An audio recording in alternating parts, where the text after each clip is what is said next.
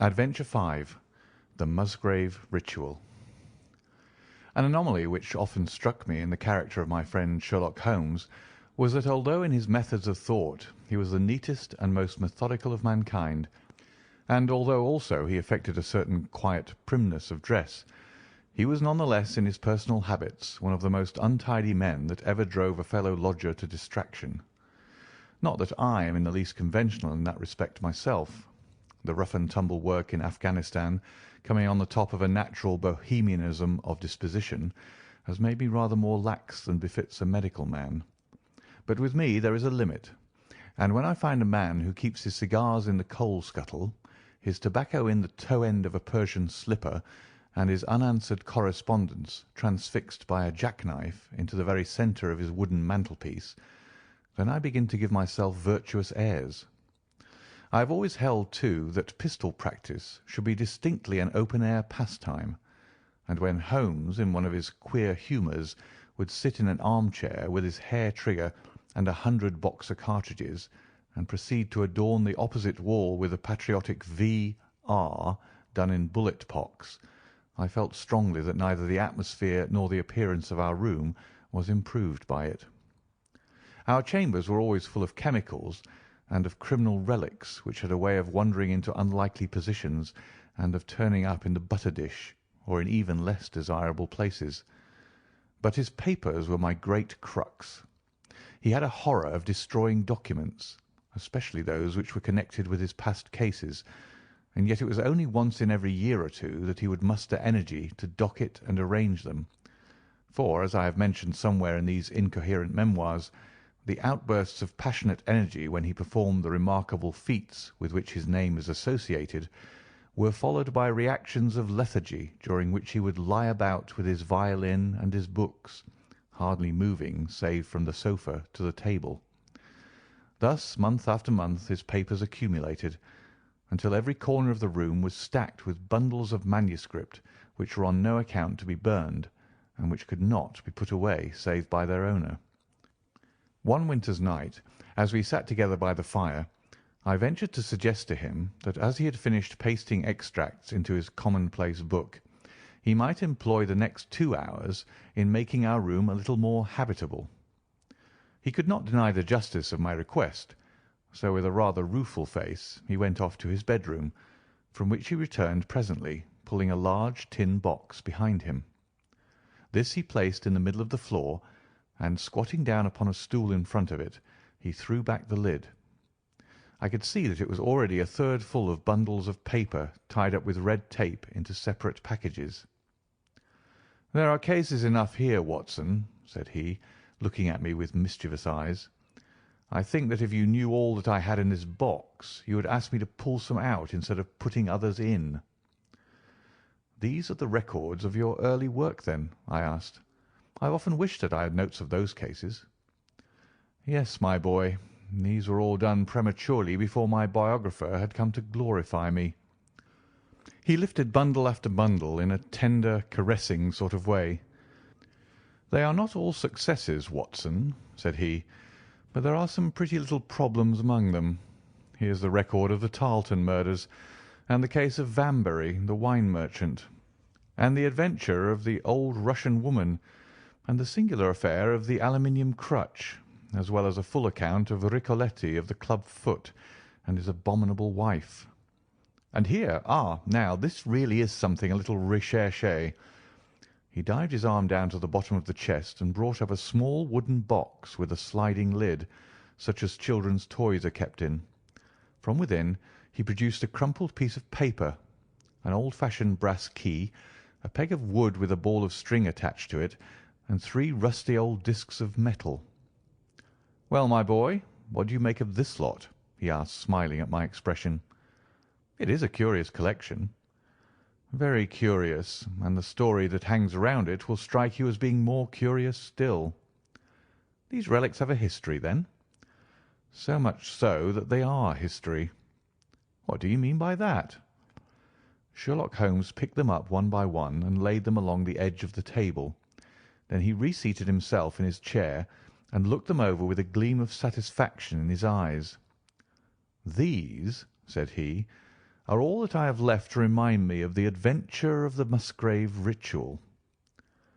I'd heard him mention the case more than once, though I had never been able to gather the details. "I should be so glad," said I, "if you'd give me an account of it." "And leave the litter as it is?" he cried mischievously. "Your tidiness won't bear much strain after all, Watson. But I should be glad that you should add this case to your annals, for there are points in it which make it quite unique in the criminal records of this, or, I believe, of any other country. A collection of my trifling achievements would certainly be incomplete which contained no account of this very singular business. You may remember how the affair of the Gloria Scott and my conversation with the unhappy man whose fate I told you of first turned my attention in the direction of the profession which had become my life's work. You see me now when my name has become known far and wide, and when I am generally recognised both by the public and by the official force as being a final court of appeal in doubtful cases. Even when you knew me first, at the time of the affair which you have commemorated in A Study in Scarlet, I had already established a considerable, though not a very lucrative, connection. You can hardly realise, then, how difficult I found it at first, and how long I had to wait before I succeeded in making any headway. When I first came up to London, I had rooms in Montague Street, just round the corner from the British Museum, and there I waited, filling in my too abundant leisure time by studying all those branches of science which might make me more efficient. Now and again cases came in my way, principally through the introduction of old fellow students, for during my last years at the university there was a good deal of talk there about myself and my methods. The third of these cases was that of the Musgrave Ritual, and it is to the interest which was aroused by that singular chain of events, and the large issues which proved to be at stake, that I trace my first stride towards the position which I now hold. Reginald Musgrave had been in the same college as myself, and I had some slight acquaintance with him. He was not generally popular among the undergraduates, though it always seemed to me that what was set down as pride was really an attempt to cover extreme natural diffidence. In appearance he was a man of exceedingly aristocratic type, thin, high-nosed, and large-eyed, with languid and yet courtly manners. He was indeed a scion of one of the very oldest families in the kingdom, though his branch was a cadet one which had separated from the northern Musgraves some time in the 16th century, and had established itself in western Sussex, where the manor house of Hurlstone is perhaps the oldest inhabited building in the county. Something of his birthplace seemed to cling to the man, and I never looked at his pale, keen face or the poise of his head without associating him with grey archways and mullioned windows, and all the venerable wreckage of a feudal keep. Once or twice we drifted into talk, and I can remember that more than once he expressed a keen interest in my methods of observation and inference. For 4 years I had seen nothing of him until one morning he walked into my room in Montague Street. He had changed little, was dressed like a young man of fashion. He was always a bit of a dandy, and preserved the same quiet, suave manner which had formerly distinguished him. "How has all gone with you, Musgrave?" I asked, after we had cordially shaken hands. "You probably heard of my poor father's death," said he. "He was carried off about 2 years ago.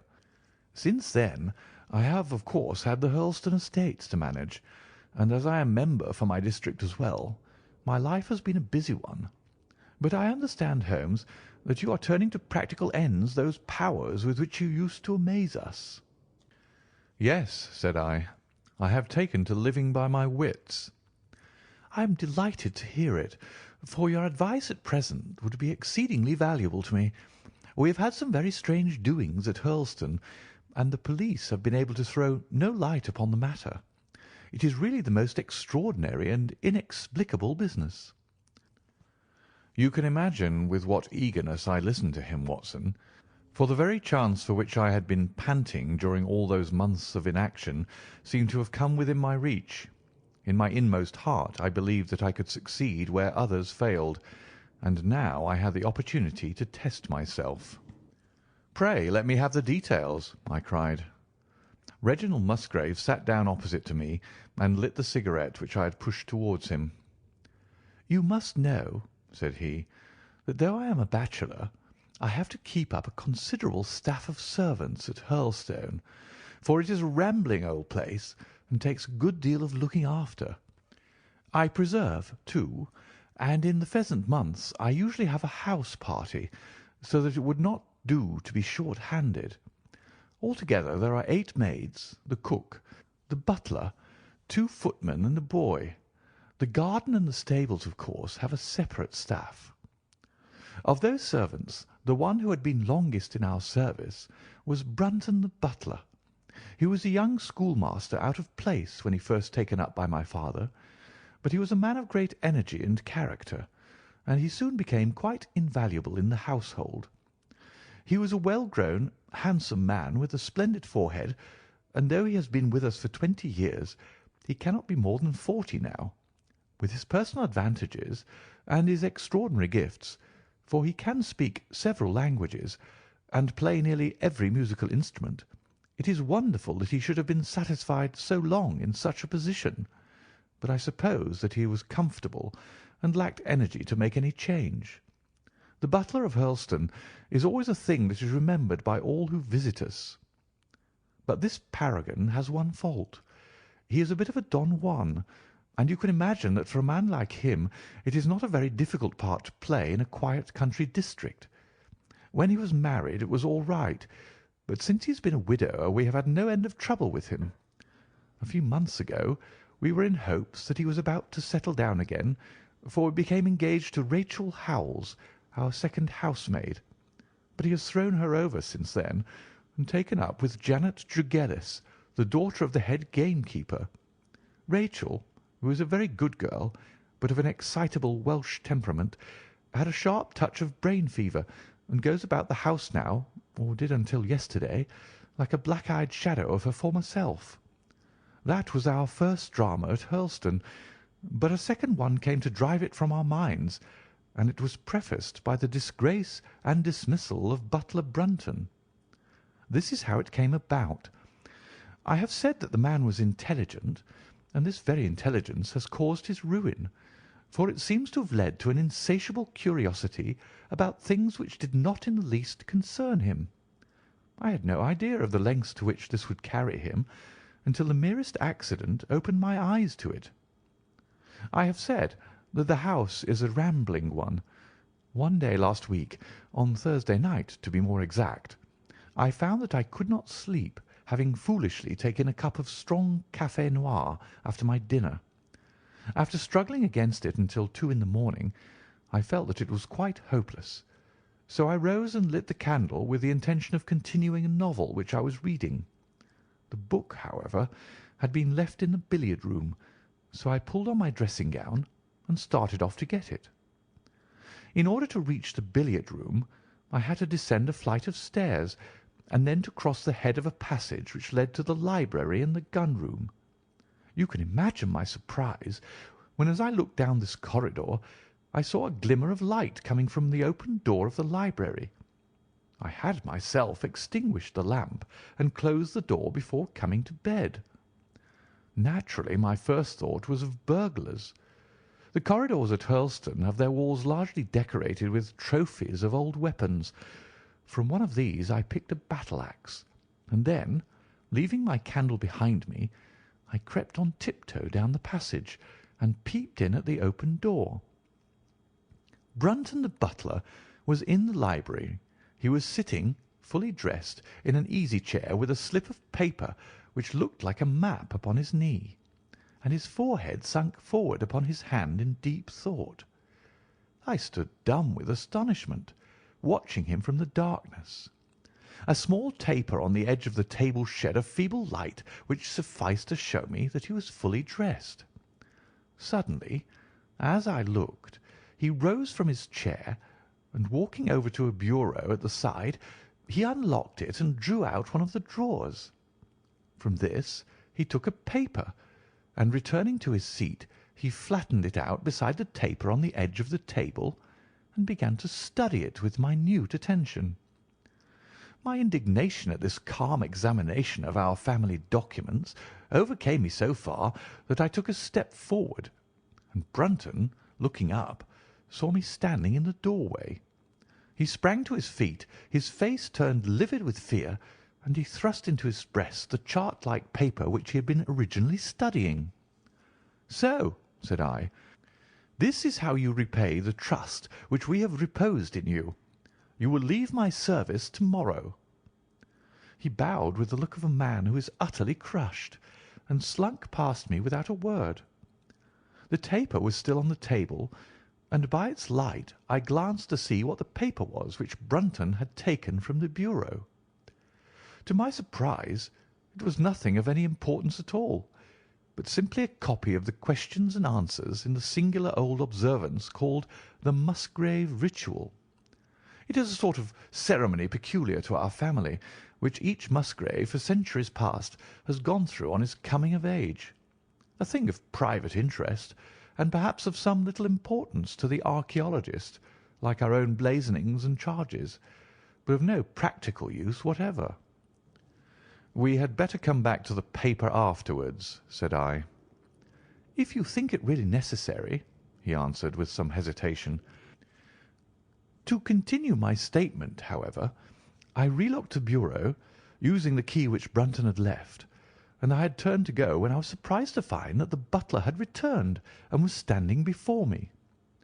"Mr. Musgrave, sir," he cried, in a voice which was hoarse with emotion, "I cannot bear disgrace, sir.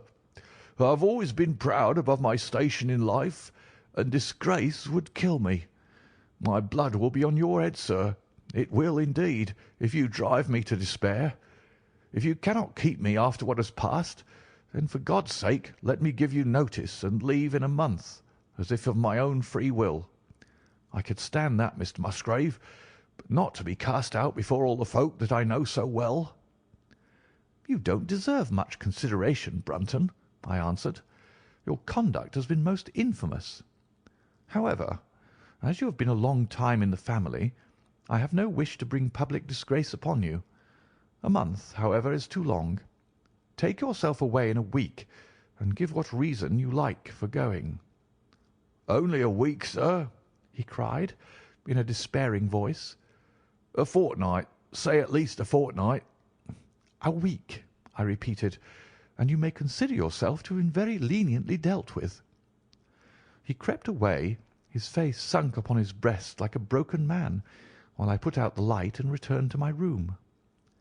For 2 days after this, Brunton was most assiduous in his attention to his duties. I made no allusion to what had passed, and waited with some curiosity to see how he would cover his disgrace. On the third morning, however, he did not appear, as was his custom after breakfast, to receive my instructions for the day. As I left the dining-room, I happened to meet Rachel Howells, the maid. I have told you that she had only recently recovered from an illness, and was looking so wretchedly pale and wan that I remonstrated with her for being at work. "You should be in bed," I said. "Come back to your duties when you are stronger."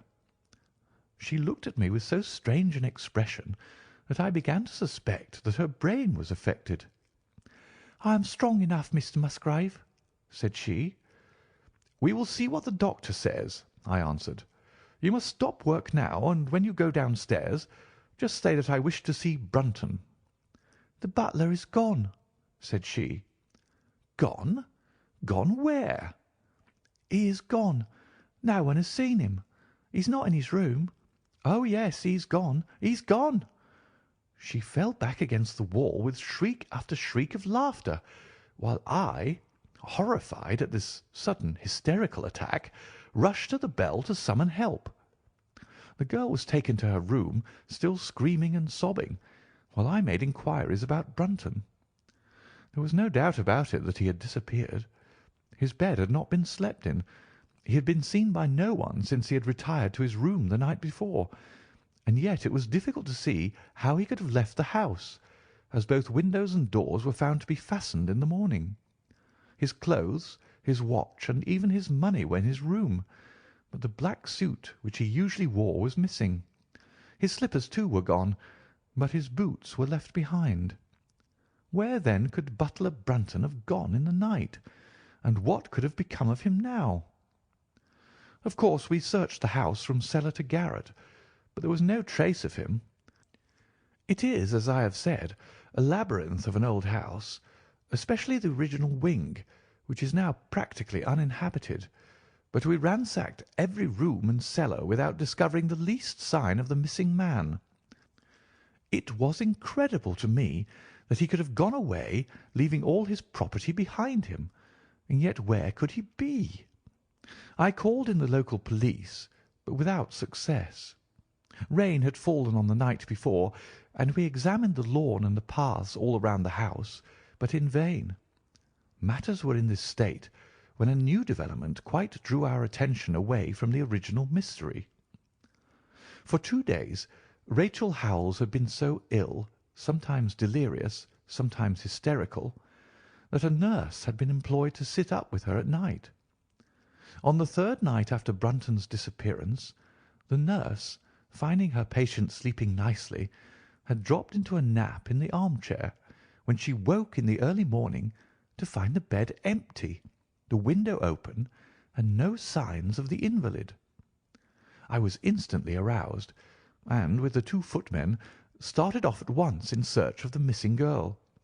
It was not difficult to tell the direction which she had taken, for, starting from under her window, we could follow her footmarks easily across the lawn to the edge of the mere, where they vanished close to the gravel path which leads out of the grounds.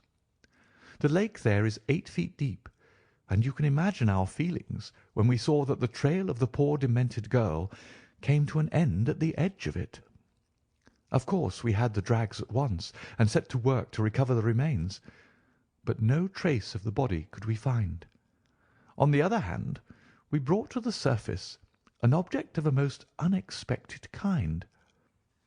It was a linen bag which contained within it a mass of old rusted and discoloured metal and several dull-coloured pieces of pebble or glass.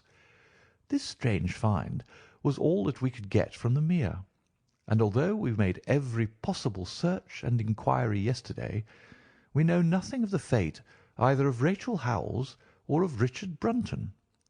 The county police are at their wits' end, and I have come up to you as a last resource." You can imagine, Watson, with what eagerness I listened to this extraordinary sequence of events, and endeavoured to piece them together and to devise some common thread upon which they might all hang. The butler was gone. The maid was gone. The maid had loved the butler, but had afterwards had cause to hate him. She was of Welsh blood, fiery and passionate. She had been terribly excited immediately after his disappearance. She had flung into the lake a bag containing some curious contents. These were all factors which had to be taken into consideration, and yet none of them got quite to the heart of the matter. What was the starting point of this chain of events? There lay the end of this tangled line. "I must see that paper, Musgrave," said I, "which this butler of yours thought it was worth his while to consult, even at the risk of the loss of his place." "It is rather an absurd business, this ritual of ours," he answered, "but it has at least the saving grace of antiquity to excuse it. I have a copy of the questions and answers here, if you care to run your eye over them." He handed me the very paper which I have here, Watson, and this is the strange catechism to which each Musgrave had to submit when he came to man's estate. I will read you the questions and answers as they stand. Whose was it? His who is gone. Who shall have it? He who will come. Where was the sun? Over the oak. Where was the shadow? Under the elm. How was it stepped?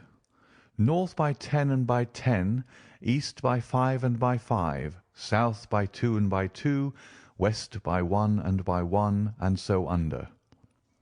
What shall we give for it? All that is ours. Why should we give it? For the sake of the trust. The original has no date, but is in the spelling of the middle of the 17th century, remarked Musgrave. I am afraid, however, that it can be of little help to you in solving this mystery. "At least," said I, "it gives us another mystery, and one which is even more interesting than the first. It may be that the solution of the one may prove to be the solution of the other.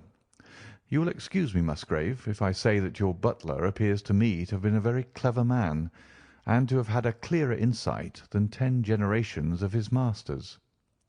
"I hardly follow you," said Musgrave. "The paper seems to me to be of no practical importance." "But to me it seems immensely practical, and I fancy that Brunton took the same view. He had probably seen it before that night on which you caught him." "It is very possible. We took no pains to hide it." "He simply wished, I should imagine, to refresh his memory upon that last occasion. He had, as I understand, some sort of map or chart which he was comparing with the manuscript, and which he thrust into his pocket when you appeared." "That is true. But what could he have to do with this old family custom of ours, and what does this rigmarole mean?" "I don't think that we should have much difficulty in determining that," said I. "With your permission we will take the first train down to Sussex and go a little more deeply into the matter upon the spot." The same afternoon saw us both at Hurlstone. Possibly you have seen pictures and read descriptions of the famous old building, so I will confine my account of it to saying that it is built in the shape of an L, the long arm being the more modern portion, and the shorter the ancient nucleus from which the other had developed. Over the low, heavily lintelled door in the centre of this old part is chiselled the date 1607, but experts are agreed that the beams and stonework are really much older than this. The enormously thick walls and tiny windows of this part had in the last century driven the family into building the new wing, and the old one was used now as a storehouse and a cellar, when it was used at all. A splendid park with fine old timber surrounds the house, and the lake to which my client had referred lay close to the avenue about 200 yards from the building. I was already firmly convinced, Watson, that there were not 3 separate mysteries here, but only one, and that if I could read the Musgrave Ritual aright, I should hold in my hand the clue which would lead me to the truth concerning both the butler Brunton and the maid Howells. To that, then, I turned all my energies. Why should this servant be so anxious to master this old formula? Evidently because he saw something in it which had escaped all those generations of country squires, and from which he expected some personal advantage. What was it, then, and how had it affected his fate? It was perfectly obvious to me, on reading the ritual, that the measurements must refer to some spot to which the rest of the document alluded, and that if we could find that spot, we should be in a fair way towards finding what the secret was which the old Musgraves had thought it necessary to embalm in so curious a fashion. There were 2 guides given us to start with, an oak and an elm. As to the oak there could be no question at all. Right in front of the house, upon the left-hand side of the drive, there stood a patriarch among oaks, one of the most magnificent trees that I have ever seen. "That was there when your ritual was drawn up," said I, as we drove past it. "It was there at the Norman Conquest in all probability," he answered. "It has a girth of 23 feet." "Have you any old elms?" I asked.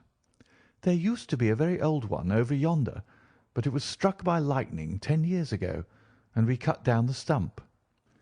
"You can see where it used to be?" "Oh, yes." "There are no other elms?" "No old ones, but plenty of beeches." "I should like to see where it grew." We had driven up in a dog-cart, and my client led me away at once, without our entering the house, to the scar on the lawn where the elm had stood. It was nearly midway between the oak and the house. My investigation seemed to be progressing. "I suppose it is impossible to find out how high the elm was?" I asked. "I can give you it at once. It was 64 feet." "How do you come to know it?" I asked in surprise. "When my old tutor used to give me an exercise in trigonometry, it always took the shape of measuring heights. When I was a lad, I worked out every tree and building in the estate." This was an unexpected piece of luck. My data were coming more quickly than I could have reasonably hoped. "Tell me," I asked, "did your butler ever ask you such a question?" Reginald Musgrave looked at me in astonishment. "Now that you call it to my mind," he answered, "Brunton did ask me about the height of the tree some months ago, in connection with some little argument with the groom." This was excellent news, Watson, for it showed me that I was on the right road. I looked up at the sun. It was low in the heavens, and I calculated that in less than an hour it would lie just above the topmost branches of the old oak. One condition mentioned in the ritual would then be fulfilled, and the shadow of the elm must mean the farther end of the shadow. Otherwise the trunk would have been chosen as the guide. I had then to find out where the far end of the shadow would fall when the sun was just clear of the oak. That must have been difficult, Holmes, when the elm was no longer there. Well, at least I knew that if Brunton could do it, I could also. Besides, there was no real difficulty. I went with Musgrave to his study and whittled myself this peg, to which I tied this long string with a knot at each yard. Then I took 2 lengths of a fishing rod, which came to just 6 feet, and I went back with my client to where the elm had been. The sun was just grazing the top of the oak. I fastened the rod on end, marked out the direction of the shadow, and measured it. It was 9 feet in length. Of course, the calculation now was a simple one. If a rod of 6 feet threw a shadow of 9, a tree of 64 feet would throw one of 96, and the line of the one would of course be the line of the other. I measured out the distance, which brought me almost to the wall of the house, and I thrust a peg into the spot. You can imagine my exultation, Watson, when within 2 inches of my peg I saw a conical depression in the ground. I knew that it was the mark made by Brunton in his measurements, and that I was still upon his trail. From this starting point I proceeded to step, having first taken the cardinal points of my pocket compass. 10 steps with each foot took me along parallel with the wall of the house, and again I marked my spot with a peg. Then I carefully paced off 5 to the east and 2 to the south. It brought me to the very threshold of the old door. 2 steps to the west meant now that I was to go 2 paces down the stone-flagged passage, and this was the place indicated by the ritual. Never have I felt such a cold chill of disappointment, Watson. For a moment it seemed to me that there must be some radical mistake in my calculations. The setting sun shone full upon the passage floor, and I could see that the old foot-worn grey stones with which it was paved were firmly cemented together, and had certainly not been moved for many a long year. Brunton had not been at work here. I tapped upon the floor, but it sounded the same all over, and there was no sign of any crack or crevice. But fortunately Musgrave, who had begun to appreciate the meaning of my proceedings, and who was now as excited as myself, took out his manuscript to check my calculation. "And under," he cried. "You have omitted the 'and under.'" I had thought that it meant that we were to dig, but now, of course, I saw at once that I was wrong. "There is a cellar under this, then?" I cried. "Yes, and as old as the house. Down here, through this door." We went down a winding stone stair, and my companion, striking a match, lit a large lantern which stood on a barrel in the corner. In an instant it was obvious that we had at last come upon the true place, and that we had not been the only people to visit the spot recently.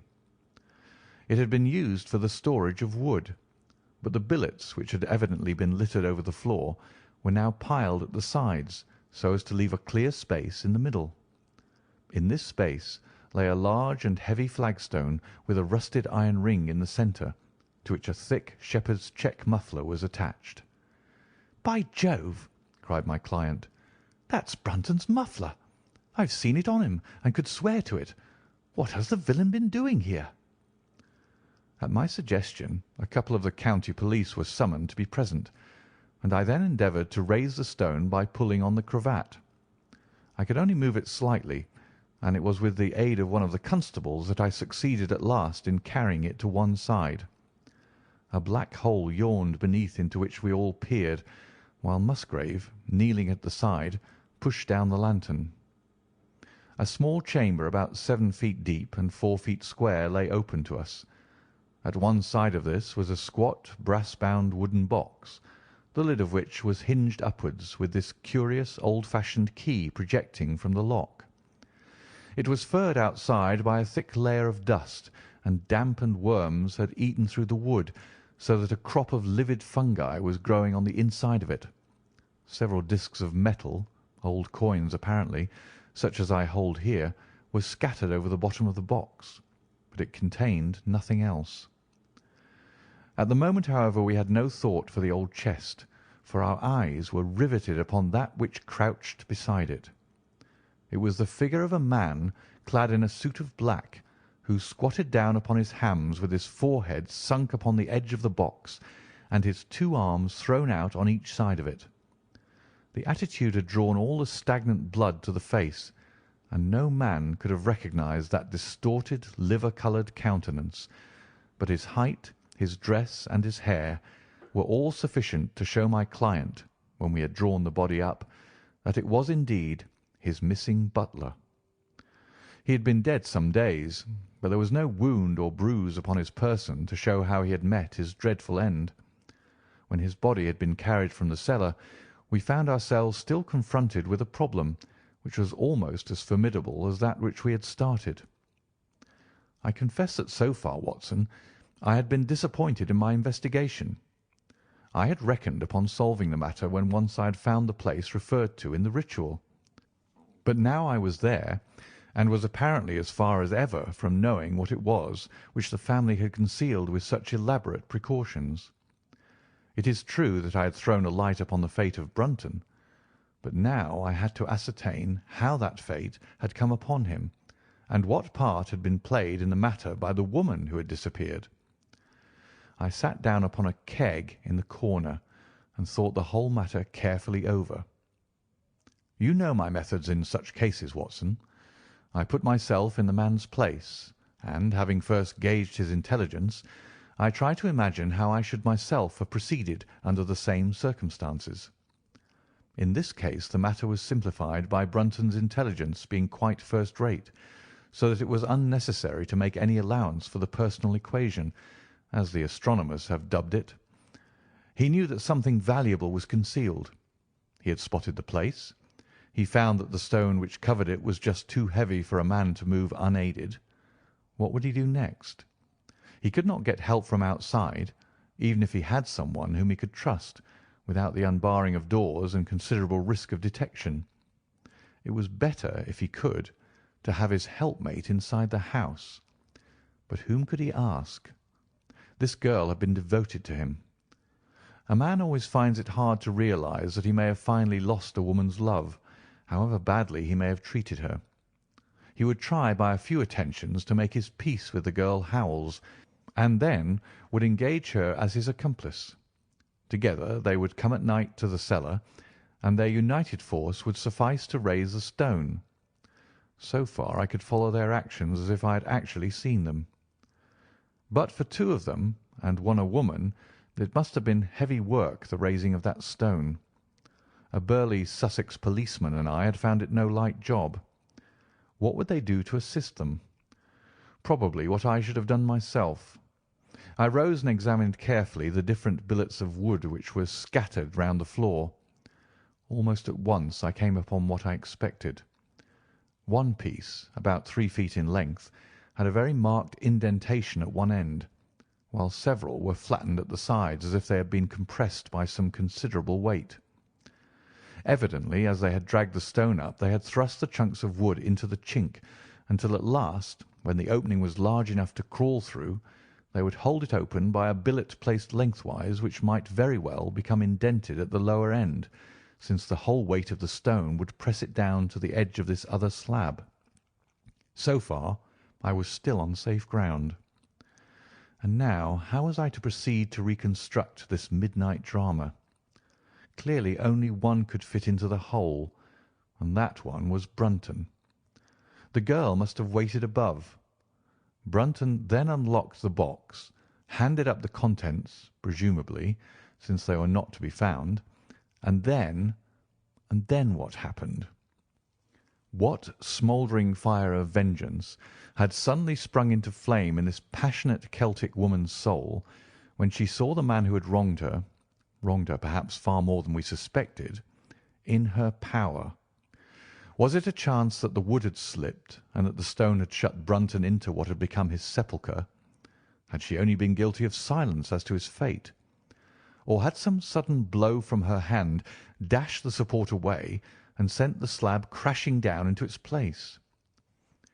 Be that as it might, I seemed to see that woman's figure still clutching at her treasure trove and flying wildly up the winding stair, with her ears ringing perhaps with the muffled screams from behind her and with the drumming of frenzied hands against the slab of stone which was choking her faithless lover's life out.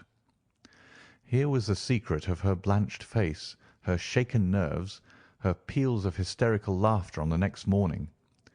But what had been in the box? What had she done with that? Of course, it must have been the old metal and pebbles which my client had dragged from the mere. She had thrown them in there at the first opportunity to remove the last trace of her crime. For 20 minutes I had sat motionless, thinking the matter out. Musgrave still stood with a very pale face, swinging his lantern and peering down into the hole. "These are the coins of Charles I," said he, holding out the few which had been in the box. "You see we were right in fixing our date for the ritual." "We may find something else of Charles I," I cried, as the probable meaning of the first two questions of the ritual broke suddenly upon me. "Let me see the contents of the bag which you fished from the mere." We ascended to his study, and he laid the débris before me. I could understand his regarding it as of small importance when I looked at it, for the metal was almost black and the stones lustreless and dull. I rubbed one of them on my sleeve, however, and it glowed afterwards like a spark in the dark hollow of my hand. The metalwork was in the form of a double ring, but it had been bent and twisted out of its original shape.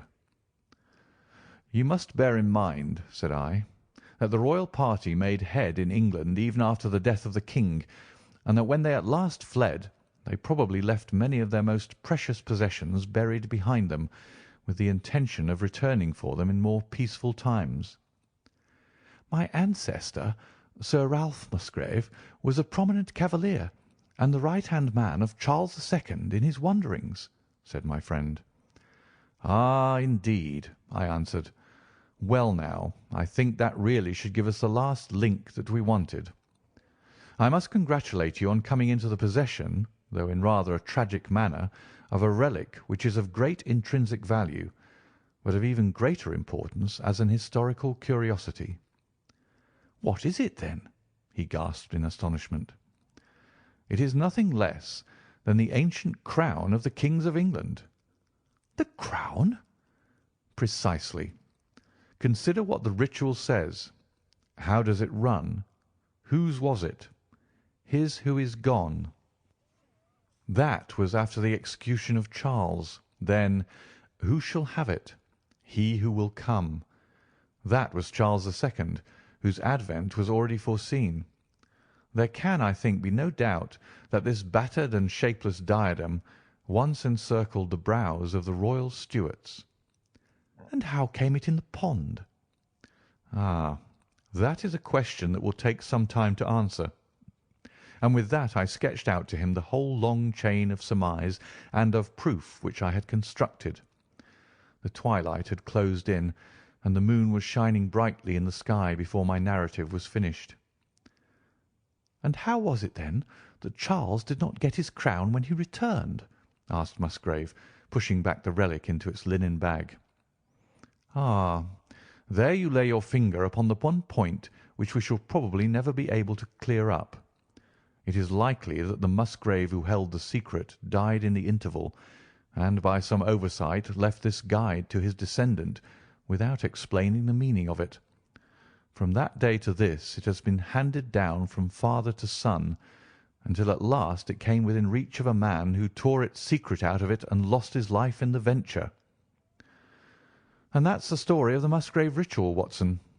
They have the crown down at Hurlstone, though they had some legal bother and a considerable sum to pay before they were allowed to retain it. I am sure that if you mentioned my name they would be happy to show it to you. Of the woman nothing was ever heard, and the probability is that she got away out of England and carried herself and the memory of her crime to some land beyond the seas. End of the Musgrave Ritual.